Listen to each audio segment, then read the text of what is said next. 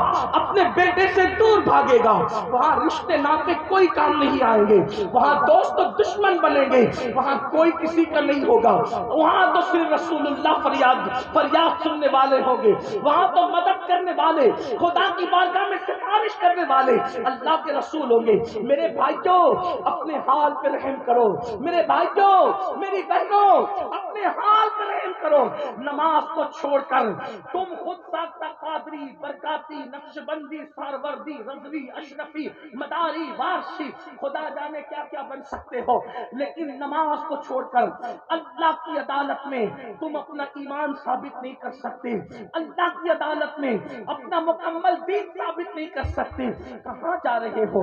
امام عالی مقام میں دین بچانے کے لیے اتنی بڑی قربانی دی اور ہم کہاں جا رہے ہیں؟ نہیں نہیں، یہ اہل بیت سے محبت وہ نہیں ہے جس کا مطالبہ میرے آقا نے فرمایا ہے۔ افسوس کی بات یہ ہے آج ہمارے گھر کی بیٹیاں بے پردہ گھوم رہی ہے، گلے میں دوپٹے لٹکا کر کے بے پردہ گھر کی بیٹیاں گھومتی ہے، بیویاں گھومتی ہے، بازاروں میں جاتی ہے، ولیمے میں جاتی ہے، شادی میں جاتی ہے، لیکن کوئی باپ منع نہیں کرتا کہ بیٹی تو بغیر دوپٹے کے کیسے، کوئی بھائی منع نہیں کرتا بہن تو بغیر دوپٹے کے کیسے، کوئی شوہر منع نہیں کرتا کہ تم بغیر دوپٹے کے کیسے، اس لیے کہ لوگ کہتے ہیں مولانا یہ تو فیشن ہے، پرانے دور کی بات بند کرو، لیکن یاد رکھنا فیشن پہ وہ چلے گا جس کا تعلق کربلا سے نہیں، جس کا تعلق کربلا سے ہوگا وہ فیشن پہ نہیں جائے گا، وہ تو کربلا کی نقش قدم پہ چلے گا، کربلا کے پیغام پہ چلے گا۔ آپ کو بتاؤں میدان کربلا میں کیا ہوا تھا، اب میدان کربلا میں کیا ہوا تھا اگر آپ سننا چاہتے ہیں تو میں اپنی بہنوں سے بھی بتانا چاہتا ہوں کربلا میں کیا ہوا تھا۔ آپ جانتے ہیں امام علی مقام، امام حسین کی جب شہادت ہو گئی، امام علی مقام کی جب شہادت ہو گئی اور سب لوگ کربلا میں شہید ہو گئے، سب کی شہادتیں ہو گئی، اللہ اکبر، علی اصغر بھی چلے گئے، محمد قاسم بھی چلے گئے، عباس بھی چلے گئے، سارے شہزادے جب شہید ہو گئے، امام علی مقام بھی شہید ہو گئے، تو یزیدیوں نے اللہ اکبر بیویوں کے خیمے جلا دیے، جن خیموں کے اندر بیویاں تھیں وہ خیمے جلا دیے، اور اللہ اکبر جب خیمے جل رہے تھے تو بیویوں کے دوپٹے تک چھین لیے، بیویوں کی چادریں تک چھین لی، اللہ اکبر۔ استاد زمن حضرت مولانا حسن بریلوی نے ایک اپنی کتاب آئین قیامت میں بھی لکھا جس کی تصدیق امام احمد رضا نے کی کہ بیویوں کی چادریں تک چھین لی گئی، اللہ اکبر۔ جب بیویوں کی چادریں چھین لی گئی تو پتا ہے جن کے گھر کے اندر جبریل امین کی اجازت کے بغیر نہ آتے تھے، جن کا احترام یہ تھا کہ چاند و سورج بھی جن کے دوپٹے کی طرف نظر نہ کرتے ہوں، جن کی چادروں کی طرف نظر نہ اٹھاتے ہوں، وہ مقدس بیویاں جن سے فرشتے بھی حیا کرتے ہوں، وہ مقدس خواتین اللہ اکبر جنہوں نے اپنا گھر چھوڑ کر کبھی آنگن نہیں دیکھا تھا آج سے پہلے، جب ان کی چادریں ظالم یزیدیوں نے چھین لی، ان کے زیورات چھین لیے گئے تو سیدہ زینب بے چین اور بے قرار ہو گئی، سیدہ فاطمہ کی پرورش میں تربیت پانے والی زینب بے قرار ہو گئی، جلتے ہوئے خیمے کا ایک کپڑا لیا اور اس کو ریت میں بجھایا اور ریت میں بجھا کر وہ کپڑا خیمے کی تناب، وہ جو خیمے کا کپڑا تھا وہ اپنے سر پہ ڈال لیا اور فرمایا اے نبی کے گھر کی بیٹیوں، اے نبی کے گھر کی بہوؤں، اگرچہ ہماری چادر چھین لی گئی ہے، یہ خیمے کے ٹکڑے کو بجھا کر کے اس کو سر پہ رکھ کر اب بھی اپنے سر کے بالوں کو چھپا لو تاکہ تمہارے سر کے بالوں پر اجنبی مردوں کی نظر نہ پڑنے پائے۔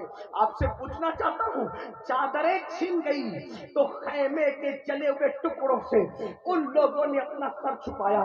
آج اپنے گھر کی بیٹیاں 3-3 4-4 5-5 ہزار کا ڈریس خرید رہی ہے، میچنگ دوپٹے والے، لیکن بالوں کی حفاظت نہیں کر رہی ہے۔ آپ سے پوچھنا چاہتا ہوں امام علی مقام کے سینے پر یزیدیوں کے تیر چلتے تھے، امام علی مقام کے جسم پر یزیدیوں کے تیر چلتے تھے، لیکن اے نام نہاد حسینیوں، جب تم نماز ترک کرتے ہو تو یہ نماز ترک کرنے کا تیر حسین کے جسم پر نہیں، حسین کے دل پہ۔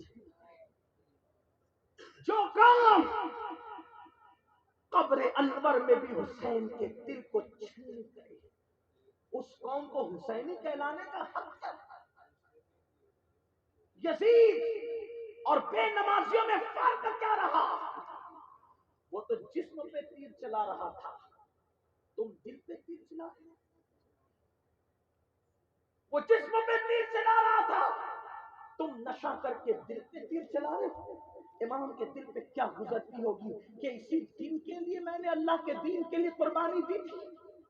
جب تم کسی لڑکی کو بھگانے کا پلان بناتے ہو، جب تم کسی لڑکی سے فون پر ناجائز اور حرام گفتگو کرتے ہو، اس وقت مولا حسین پاک کے دل پہ کیا گزرتی ہوگی؟ دین کو کھلونا بنا دیا، دین کو کھلواڑ بنا دیا. اگر علماء اصلاح کرتے ہیں ان کا مذاق اڑاتے ہو، ان کی بے عزتی کرتے ہو، ان کی بے حرمتی کرتے ہو، علماء کو دو کوڑی کا مولوی کہتے ہو. میرے عزیز، عالم دو کوڑی کا کبھی نہیں ہو سکتا. کیوں؟ اس لیے کہ وہ نائب رسول ہوتا ہے. اگر وہ عالم ربانی ہے تو نائب رسول ہوتا ہے. جو علماء کی توہین کرتا ہے مرتے وقت اس کی زبان پہ کلمہ بھی نہیں آئے گا. خدا کے لیے ایک دن موت ہے، موت. اے میرے بھائی، تو کب تک جوان رہے گا؟ اے میرے بھائی، کب تک تو زندہ رہے گا؟ کب تک تو دولت کے نشے میں رہے گا؟ کب تک تو مال کے نشے میں رہے گا؟ کب تک تو قوت کے نشے میں رہے گا؟ میرے عزیز، اللہ نے فرعون کو غرق کر دیا، تو کب تک رہے گا؟ اللہ نے نمرود کو لنگڑے مچھر سے ہلاک کر دیا، تو کب تک رہے گا؟ اللہ نے زمین پہ بنا جنت بنانے والے شداد کو خود کی بنائی ہوئی جنت میں داخل ہونے سے پہلے اس کو مار کر کے اس کا قصہ تمام کر دیا. فرعون، نمرود، حامان، شداد، سب کے قصے تمام ہو گئے. تب بلبلیا، تاج محل، لال قلعے بنانے والے قبروں میں چلے گئے، قبروں کے نشان مٹ گئے، قبروں کے نشان ختم ہو گئے. بڑے بڑے بادشاہوں کی قبروں کے نشان مٹ گئے. برج خلیفہ بنانے والے جیسے بادشاہ کی قبر بے یار و مددگار پڑی ہوئی ہے. یزید کی قبر کہاں ہے؟ اس کے آوان و انسان کی قبر کہاں ہے؟ کچھ عطا پتہ نہیں چلتا. میرے بھائی، ایک دن تیرے جسم کا رشتہ بھی تیری روح سے ٹوٹ جائے گا. نہ تیری جوانی ہوگی، نہ جوانی کا غرور ہوگا، نہ تیری دولت ہوگی، نہ تیری دولت کا گھمنڈ ہوگا. ہاں ہاں، اگر آج تو جوانی اور دولت کے نشے میں امام حسین کے پیغام کے خلاف، ان کے نانا جان کے پیغام کے خلاف اگر زندگی گزار رہا ہے تو ایک دن تجھے موت آئے گی. دولت بھی نہیں ہوگی، دولت پہ لوگ ہوج موج کریں گے، مال بھی نہیں ہوگا. ہائے کیا بے بسی ہے، ہائے کیا بے کسی ہے. جب انسان مرتا ہے، اس کو موت آتی ہے تو وہ خود سے نہا بھی نہیں سکتا جب تک دوسرے نہ نہلائے. وہ خود سے کفن بھی نہیں پہن سکتا جب تک کہ لوگ کفن نہ پہنائے. کتنا اتراتے ہو اپنی جنس پر، کتنا اتراتے ہو اپنی ٹی شرٹ پر، کتنا اتراتے ہو اپنی قیمتی گاڑیوں پر، کتنا اتراتے ہو اپنے بنگلوں پر، اپنے گھروں پر، نرم نرم گدوں پر لیٹ کر زنا کے مناظر والی فلمیں دیکھنے والوں، نرم نرم گدوں پہ لیٹ کر گانے غزلیں سننے والوں، گندے مناظر دیکھنے والوں، قبر کی پہلی رات یاد کرو. اللہ اکبر. وہاں ہوگا کیا؟ کوئی کام نہیں آئے گا میرے بھائی. یہ جو تمہیں بڑی معذرت کے ساتھ یہ جو تمہیں تھپکیاں دی جاتی ہے نا، ارے تم تو جنتی ہو، تم تو جنتی ہو، تم تو جنتی ہو، یہ ساری باتیں جو ہے وہ بس ایک تھپکیوں کی طرح ہے، ایک تسلی کی طرح ہے. ورنہ جنت اتنی سستی نہیں ہے کہ تم ایک بار سبحان اللہ کہہ کے جنت حاصل کر لو. جنت اتنی سستی نہیں ہے کہ معاذ اللہ تم صرف نعرے لگا کے جنت حاصل کر لو. میرے عزیز، اگر جنت اتنی سستی ہوتی تو امیر حمزہ کا کلیجہ چبایا نہ جاتا. جنت اتنی سستی ہوتی، اللہ اکبر، اصحاب رسول کو کہ وجود کو جلی نہ کیا جاتا. جنت اتنی سستی ہوتی، ارے پیدا ہوتے ہی جس حسن و حسین کو رسول اللہ نے جنتی جوانوں کا سردار بنا دیا تھا، وہ حسین کربلا تک کیوں آئے تھے؟ یہ بتانے کے لیے کہ جنت کی سرداری مجھے مفت میں نہیں ملی ہے، اتنی بڑی قربانی دینی پڑتی ہے تب کہیں جا کر جنت کی سرداری ملتی ہے. ہے. ہمیں کیا ہو گیا؟ گانے بھی سنیں گے جنت ہاتھ سے نہیں جاتی، شراب بھی پیئیں گے جنت ہاتھ سے نہیں جاتی، زنا بھی کریں گے جنت ہاتھ سے نہیں جاتی. اللہ اکبر. یہ مکر ہے، یہ فریب ہے، یہ دجل ہے. نہ جنت اتنی مشکل ہے جتنا کہ تبلیغی جماعت والے بیان کر رہے ہیں، اور نہ جنت اتنی آسان ہے جتنا کہ تم بیان کر رہے ہو. جنت اللہ اکبر خدا کے کرم سے ملنی ہے، خدا کی عنایتوں سے ملنی ہے. اللہ اللہ. آپ اندازہ تو فرمائیں ہم کس جگہ پہ جا رہے ہیں. آپ موت کو یاد کرو. آج ہر جوان جس کے موبائل کے اندر مشکل پاسورڈ کے ساتھ جو گندگی بھری ہوئی ہے، ماں سے چھپا لو گے، باپ سے چھپا لو گے، بھائیوں سے چھپا لو گے، کیا اپنے نبی سے بھی چھپا لو گے، کیا اپنے خدا سے بھی چھپا لو گے. آج سود کے دھندے کر رہے ہو، انٹرسٹ کے دھندے کر رہے ہو.